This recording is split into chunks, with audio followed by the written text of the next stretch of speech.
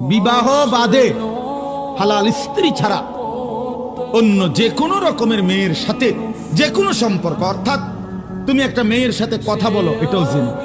তুমি একটা মেয়েকে ভালোবাসো, এটাও জিনা। একটা মেয়ের কথা শুনো, এটাও জিনা। একটা মেয়ের সাথে হাঁটো, এটাও জিনা। কোনো ভিন মেয়েকে ছুঁয়ে দিলা, এটাও জিনা। তার দিকে তাকায় থাকলা, এটাও জিনা।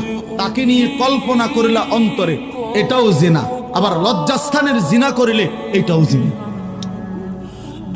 চোখেরটাও জিনা, হাতেরটাও জিনা, কানেরটাও জিনা, দিলেরটাও জিনা, পায়েরটাও জিনা, লজ্জাস্থানেরটাও। একেবারে স্পষ্ট কোরআন শরীফে বিবাহ বহির্ভূত সম্পর্ককে প্রেম বলে না, ভালোবাসা বলে না, ব্যভিচার বলে, জিনাকার বলে।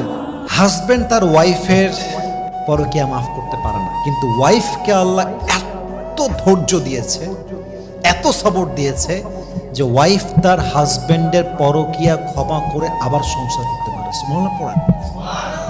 ইভেন অনেক ওয়াইফ জানে যে আমার হাজবেন্ডের অন্য জায়গায় অ্যাফেয়ার আছে, জানে সে সব জানে, কোথায় অ্যাফেয়ার তাও জানে, তার চ্যাটিং আছে তার কাছে, সে জানে আমার হাজবেন্ড অন্য জায়গায় প্রেম করে আমাকে বাদ দিয়ে, তবুও সে চুপ থাকে। জাস্ট একটাই কারণ সে তার সংসারটা ভাঙতে চায় না, সে তার সংসারটা আজীবন করতে চায়। ঠিক কিনা বলেন? নারী চরিত্রহীন হলে পুরুষ টিকতে পারে।